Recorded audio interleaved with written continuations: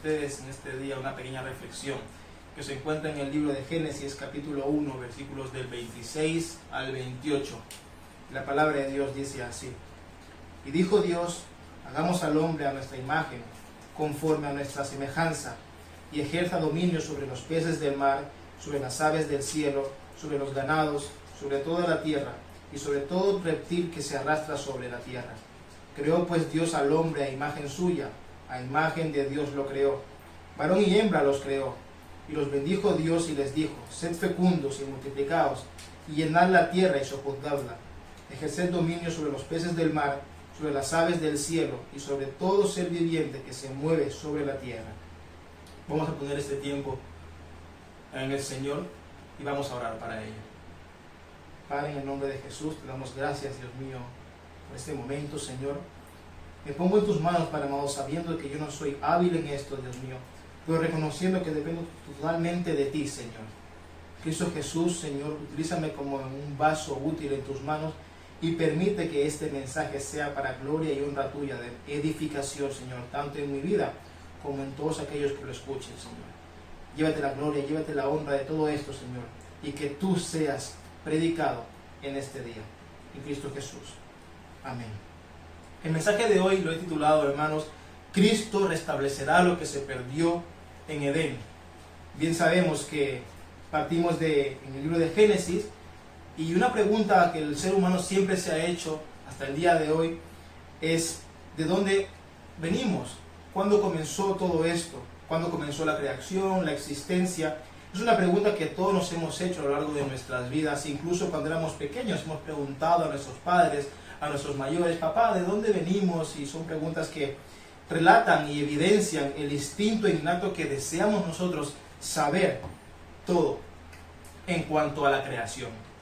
De la misma manera como nosotros, es parte de nuestra naturaleza esta pregunta, en este caso, para disipar cualquier tipo de duda y con el objetivo de que Israel no cayera en el error de atribuir la majestuosa obra de la creación a dioses paganos y falsos, pues recordemos que Israel había estado cautivo y prisionero de Egipto durante 400 años, y ellos habían sido influenciados por las costumbres, por las culturas e influencias e ideologías de Egipto. Por ese motivo, el Señor, sabiendo esto, después del éxodo, después de sacarlos de cautiverio y antes de hacer entrar al pueblo de Israel a Canaán, revela los orígenes de la creación por medio de la palabra, por medio de su profeta Moisés. Y esto, a través de su palabra divina, enseña de que Él habló a la creación y la creación existió, la adornó y finalmente exhaló vida sobre una masa de polvo que Él mismo formó a su imagen para volverlo a Adán.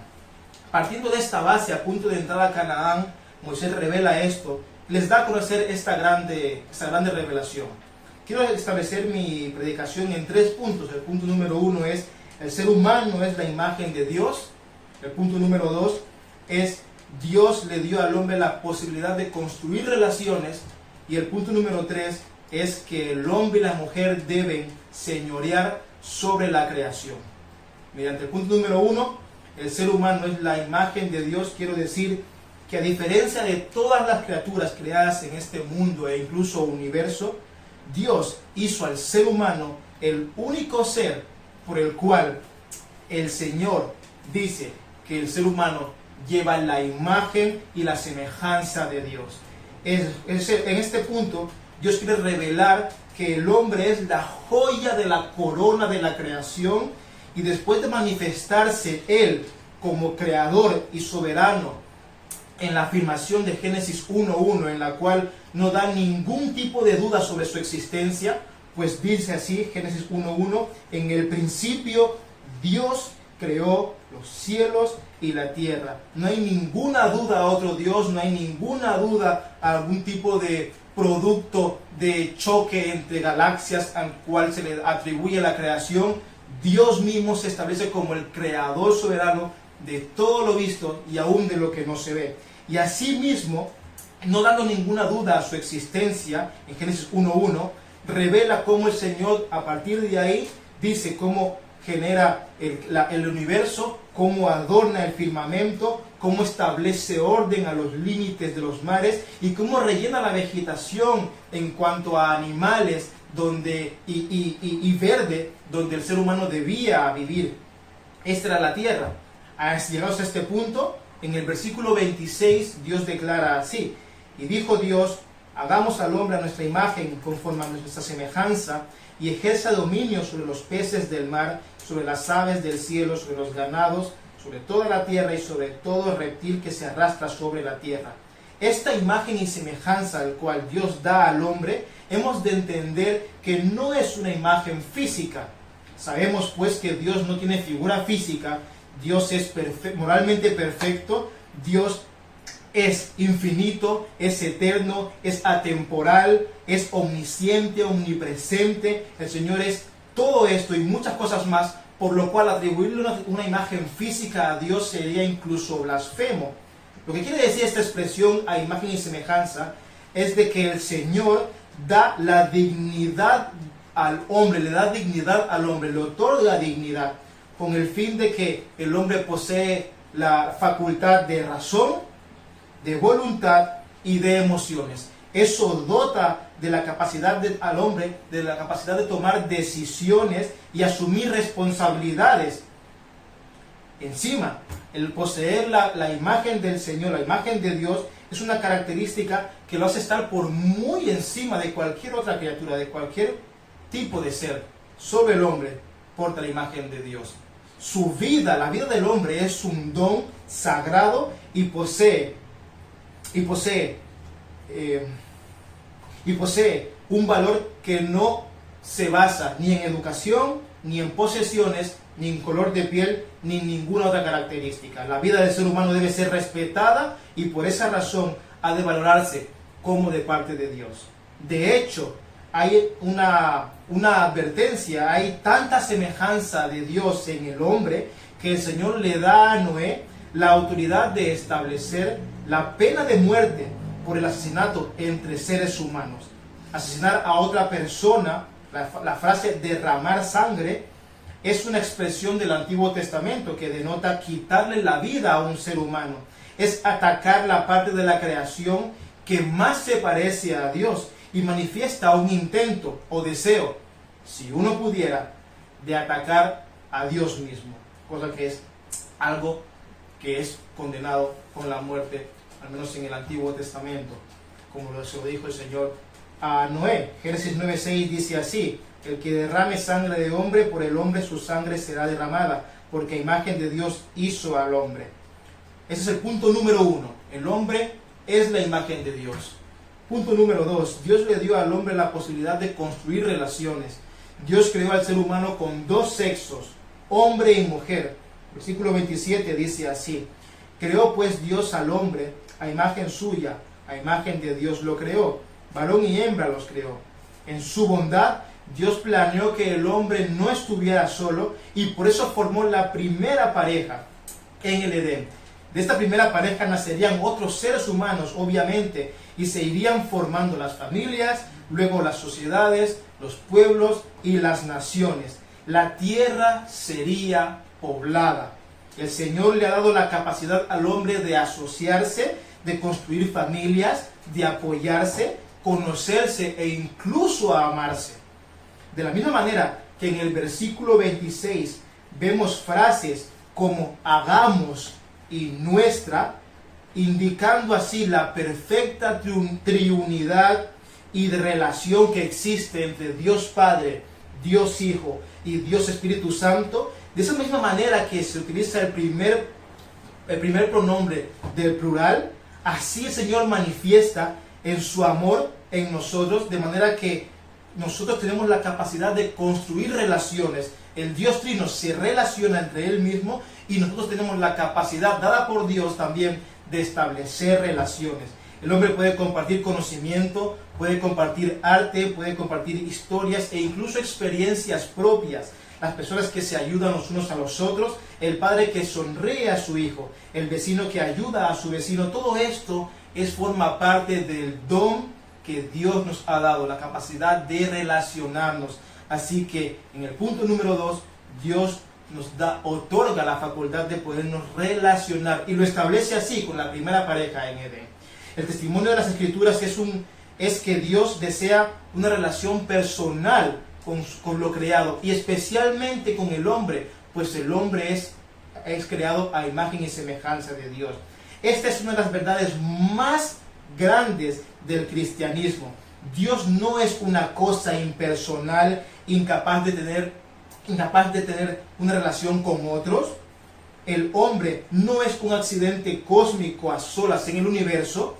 Dios creó al hombre para que el hombre lo conociera y fuera destinatario de su bondad. Es el fin de la creación del hombre. El Señor incluso lo manifiesta así más adelante en el Nuevo Testamento, en las palabras del apóstol Pablo. Cuando Pablo va a Atenas, ve que son personas religiosas y ve un estandarte, una inscripción en la cual dice al Dios no conocido. Y aquí se evidencia unas palabras que el apóstol Pablo dice así en el libro de Hechos, capítulo 17, versículos 26-27. Y de uno hizo todas las naciones del mundo para que habitaran sobre toda la faz de la tierra, habiendo determinado sus tiempos y señalados y los límites de su habitación, para que buscaran a Dios, si de alguna manera palpando le hallen, aunque no está lejos de ninguno de nosotros. Mediante esas palabras, el Señor ha determinado el tiempo y los lugares por los cuales los hombres nacen y viven. Y el fin de todo esto, que los hombres nazcan, vivan y estén en la tierra en diferentes épocas, el fin de todo eso es que le conozcan a Él. Versículo 27, para que buscaran a Dios, si de alguna manera palpando le hallen, aunque no está lejos de ninguno de nosotros. El Señor ha facultado al hombre con su imagen y semejanza, y punto número 2, el Señor le da la capacidad al hombre de relacionarse tanto con las personas e incluso con Él, como vimos en un principio. Punto número 3, el hombre y la mujer deben señorear sobre la creación. El Señor creó la naturaleza con el propósito de que el hombre gobernara sobre ella. Eso lo podemos ver en el versículo 28. Y les bendijo Dios y les dijo: sed fecundos y multiplicaos, y llenad la tierra y sojuzgadla, ejerced dominio sobre los peces del mar, sobre las aves del cielo y sobre todo ser viviente que se mueve sobre la tierra. Como representante de Dios en la tierra, el ser humano se le dio la capacidad de ejercer dominio sobre todo lo creado. Es obvio que el gobierno que le dio Dios al hombre no significa que el hombre pueda hacer lo que le plazca con la naturaleza, pues Dios había declarado que la misma naturaleza que Él había creado era buena. Eso lo vemos en el versículo 31. Pero, ¿qué significa que Dios mandó al hombre a gobernar sobre la tierra? Podemos verlo así. Todo gobierno debe tener como un objeto preservar lo que se tiene, incluso mejorarlo. Un buen dominio es aquel que trae mejoras y avances. Cuando Dios entregó al ser humano la capacidad de gobernar la naturaleza, lo hizo con miras a un planeta bien administrado, con el fin de que tanto la tierra como sus habitantes rindan sus riquezas y cumplan los propósitos de Dios. Dios mandó a gobernar al hombre para que a través de su ley, para que a través de su imagen y semejanza, el hombre pueda gobernar de manera justa, haciendo que las personas y los animales y todo lo creado cumpla los propósitos del Señor, cumpla los propósitos de Dios, porque el mismo Dios portaba la imagen, porque el mismo hombre llevaba la imagen del Señor. Era un gobierno justo, un gobierno equitativo, y el Señor así lo estableció. Entonces, quiero profundizar un poquito más en la frase del versículo 28, en la cual dice: y sed fecundos y multiplicaos, y llenad la tierra y sojuzgadla. En el fondo de esa orden, el Señor le está diciendo a los hombres: vosotros llevaréis mi imagen, vosotros llevaréis mi semejanza, y mi gloria será manifestada a través de toda la humanidad, por cuanto vosotros os multiplicaréis y sois mi imagen y semejanza. Toda la tierra tendrá, en cuanto a humanidad, mi imagen y semejanza. El fin de todo, de la creación del hombre, es que la representación de Dios esté aquí en la tierra a través de nosotros y que todo esto sea gobernado. Ese es el fin total de la orden de gobierno que Dios le dio al hombre. Manifestar su gloria a través de sus hijos, pues todos nosotros llevábamos en un principio la imagen perfecta, no corrompida del Señor en nosotros. Pero ¿qué pasó? ¿Cuál es el estado actual del hombre en base a esto? Por consecuencia de lo que conocemos como la caída o desobediencia del hombre en Génesis capítulo 3, toda la creación fue afectada por el pecado. Al establecer el punto de que el hombre es la imagen del Señor, de que el hombre fue creado para relacionarse y de que el hombre fue creado para el gobierno de la creación, se pueden llegar a plantear preguntas muy contradictorias en base a estos puntos, llegados ahora a la actualidad. Por ejemplo, ¿seguimos aportando la misma imagen y semejanza de Dios si no pensamos ni actuamos como Él a día de hoy? Bueno, a la luz de la verdad, la imagen de Dios queda distorsionada en nosotros, pero no se pierde totalmente. Dado que el hombre ha pecado, claro que no es tan plenamente como Dios, como en un principio. Su pureza moral se ha perdido y todo su carácter ha sido corrompido. Nosotros no reflejamos actualmente ni la santidad de Dios. Nuestro intelecto incluso también ha sido corrompido en nuestro intelecto con falsedades y malos entendidos. Nuestra habla ya no glorifica a Dios. Nuestras relaciones a menudo son gobernadas por el egoísmo, por la falta de amor. Aunque el hombre sigue siendo a imagen de Dios, en todos sus aspectos de la vida, algunas partes de esa imagen han quedado distorsionadas o incluso se han perdido. Lo dice así Eclesiastés capítulo 7, versículo 29. He aquí, solamente esto he hallado, que Dios al hombre lo hizo recto, pero ellos buscaron muchas perversiones. En un principio Dios creó recto al hombre, pero por causa del pecado, el hombre ha buscado perversiones y cada vez no se va pareciendo, al menos en lo espiritual, al Señor. Seguimos. Segunda pregunta que podemos ponerla en contraposición. Si el hombre fue creado para relacionarse con el Señor, ¿seguimos pudiendo tener relación con Dios de manera directa, como en un principio? Por causa del pecado, pues, nuestra relación con Dios fue afectada en gran manera. Por nuestras capacidades naturales, no tenemos ningún acceso directo a Él, a Dios, ni mucho menos podemos relacionarnos al grado con el cual nos relacionábamos en un principio, en la creación. Isaías 59:12 lo dice muy bien. He aquí, no se ha cortado la mano del Señor para salvar, ni se ha endurecido su oído para oír. Pero vuestras iniquidades han hecho separación entre vosotros y vuestro Dios, y vuestros pecados le han hecho esconder su rostro de vosotros para no escucharos. Esto evidencia que la relación que Dios había establecido en un principio en el Edén ha sido totalmente distorsionada a causa del pecado. No tenemos ninguna manera de relacionarnos con Dios directamente. Eso se ha perdido. Punto número 3. Si el ser humano ha sido creado para gobernar, ¿continuamos gobernando de manera justa y de acuerdo a la forma que lo hacíamos en Génesis, de acuerdo al mandato? Pues obviamente no. Por causa del pecado, aquellos que habían recibido el derecho de gobernar sobre la creación, o sea, Adán y Eva, vieron la tierra siendo maldecida por su causa. Así también los hijos que engendrarían serían hijos a su misma imagen y semejanza, de pecaminosidad, sin posibilidad humana de revertirla. No tenemos dominio sobre la tierra, al menos no lo hacemos de la manera que Dios quiere que lo hagamos. Es verdad que sí gobernamos ciertas cosas en el mundo físico, pero no bajo los patrones que Dios estableció en un principio. Romanos 8:20 dice así: porque la creación fue sometida a vanidad, no de su propia voluntad, sino por causa de aquel que la sometió en la esperanza. La tierra fue maldita por causa de nuestra desobediencia, y al ser maldita, la tierra ya no tiene la capacidad de cumplir exactamente los propósitos por los cuales fue hecha. Ya no da totalmente su propósito por el cual Dios la estableció. Así también dice Génesis capítulo 5, versículo 3. Cuando Adán había vivido 130 años, engendró un hijo a su imagen, a su semejanza, conforme a su imagen, y le puso por nombre Set. Eso evidencia de que todos los hombres a partir de la caída nacen pecadores a la misma imagen que Adán, pues él ya había pecado.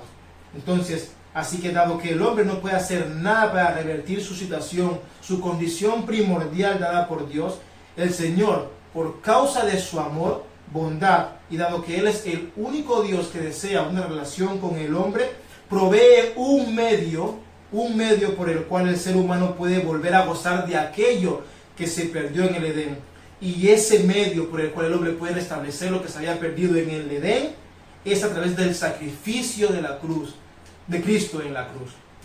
Jesucristo vino a salvar lo que se había perdido. Lucas 19:10 lo dice así: a través del sacrificio en la cruz hemos sido justificados, salvos de la ira de Dios y reconciliados por medio de la muerte de su Hijo. Eso lo dice Romanos 5, versículos 9 y 10. Así que a través de la fe en Cristo Jesús, a través de su sacrificio, el hombre vuelve a tener una imagen más semejante al Señor. ¿Por qué? Porque los pensamientos del Señor comienzan a establecerse en nosotros. La relación que se había roto, tenemos la capacidad de relacionarnos con Dios a través de su Hijo Jesucristo, pues Él es el único mediador entre Dios y los hombres, y así nosotros podemos volver a tener una relación, podemos volver a tener la imagen del Señor con sus pensamientos, y en un futuro incluso poder gobernar de manera justa la tierra, como así el Señor lo ha mandado. Solo a través del sacrificio de Cristo y a través de creer en Él podemos restablecer, Dios puede restablecer todo lo que hizo en un principio. Así que ¿cómo podemos ver esto a día de hoy? ¿Cómo lo aplicamos? Cabe destacar pues que aunque el sacrificio de Cristo es suficiente para librarnos de nuestros pecados, aún los hijos de Dios continuamos luchando con el pecado a día de hoy, perseverando en mantener una relación con el Señor, pues tenemos la capacidad de hacerlo a través de Jesús, y seguimos en proceso de recuperación progresiva de la imagen de Dios. ¿Cómo hacemos esto? ¿Cómo se vuelve a restablecer progresivamente la imagen de Dios en nosotros? Bien, conforme adquirimos verdadera comprensión de Dios, su palabra y su mundo, esperamos pensar como Él, porque Él lo hace en nosotros. Cada vez nuestros pensamientos se van moldeando más y más a su voluntad, y asimismo, de esta manera, nos vamos renovando en conocimiento y llegamos a ser más semejantes a Dios en nuestro pensamiento. Es como así nosotros, mediante la lectura de su palabra, mediante la comunión con el Padre y mediante incluso de la confraternización con sus hermanos, podemos evidenciar mucho más, a mayor grado, la imagen del Señor. Eso es una recuperación progresiva que solo será restablecida en el final de los tiempos, cuando Jesucristo vuelva. Pero esta restauración completa que deseamos de la imagen de Dios en nosotros se verá cuando Cristo vuelva, como bien lo he dicho antes. La plena medida de nuestra creación a imagen de Dios no se ve en la vida de Adán, que pecó, tampoco se ve en nuestras vidas a día de hoy, porque bien sabemos, tenemos pensamientos a veces que no son conforme a Dios, aún seguimos luchando con el pecado, e incluso podríamos decir que la manera de relacionarnos con Dios por causa del pecado, que aún seguimos luchando, se ve estorbada en cierta medida. Tenemos libre acceso al Padre, cabe destacar, pero aún así nuestra carne no nos ayuda a relacionarnos de manera directa y total, sin ningún tipo de impedimento con el Señor. Hemos de luchar con nuestra carne. La palabra lo dice, que el espíritu está dispuesto, pero la carne es débil, y por eso se nos manda a velar y a orar. Así que el restablecimiento total de nuestra imagen, conforme a la de Cristo, se hará en su segunda venida. El Nuevo Testamento lo enfatiza así, que el propósito de Dios al crear al hombre a su imagen y semejanza se realizó por completo, en su totalidad, en la persona de Jesucristo. Por medio de Él, nosotros podemos atribuirnos la imagen del Señor, Por medio de Él podemos volver a gobernar de manera recta nuestras vidas. Por medio de Él tenemos la capacidad de relacionarnos con el Señor. Y por medio de Él, en un futuro, en su segunda venida, volveremos a gobernar. Y incluso nuestra imagen de nuestro cuerpo será restablecida y glorificada. El cuerpo que tenemos ahora, ya no lucharemos con la carne, ya no tendremos pensamientos que no son conforme a la palabra de Dios, sino que seremos totalmente perfectos en la segunda venida del Señor, creyendo en el sacrificio de Jesucristo.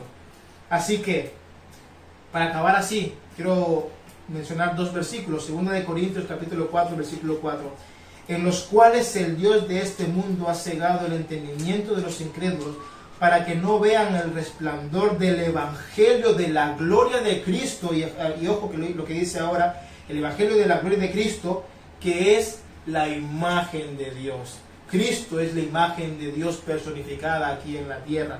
Y para finalizar, 1 de Juan capítulo 3, versículo 2, amados, ahora somos hijos de Dios, y aún no se ha manifestado lo que habremos de ser, pero sabemos que cuando Él se manifieste, refiriéndose a su segunda venida, seremos semejantes a Él, porque le veremos como Él es. Hermanos, hemos de creer en el sacrificio de Cristo para que todo esto sea atribuido en nosotros, para que durante el tiempo que estemos en esta tierra vivamos conforme a su palabra, pues todo lo que hagamos en esta tierra es una preparación para lo que vamos a hacer en el futuro reino. Le glorificaremos, le alabaremos, tendremos sus pensamientos, tendremos un cuerpo santificado, un cuerpo glorificado, habrá santidad absoluta en nosotros también, y la relación con el Señor no será a través de oraciones, sino que será a través de un contacto directo con el Padre. Arrepentámonos de nuestros pecados y tomemos la promesa que Cristo trajo en la cruz, la promesa de la redención del hombre, el perdón de pecados y la restauración de la relación de Dios con el hombre. Gracias por todo, hermanos. Vamos a orar. Padre, en el nombre de Jesús, Señor, te doy gracias por este mensaje, Dios mío, y te pido, por favor, que, Señor, aún con mis incapacidades, Señor, lo lleves al corazón de mis hermanos y de todo aquel que lo escuche, que sea de gran edificación, que tu Espíritu Santo, Señor, redarguya los corazones a una búsqueda sincera en ti, Señor. Permítete, Señor, pedir perdón por cualquier palabra que haya podido haber dicho malsonante o no adecuada, y, Señor, límpiame de todo mal, Dios mío. Te doy la gloria y la honra por este tiempo, Señor. Llévatelo todo tú, Padre amado. En Cristo Jesús. Amén.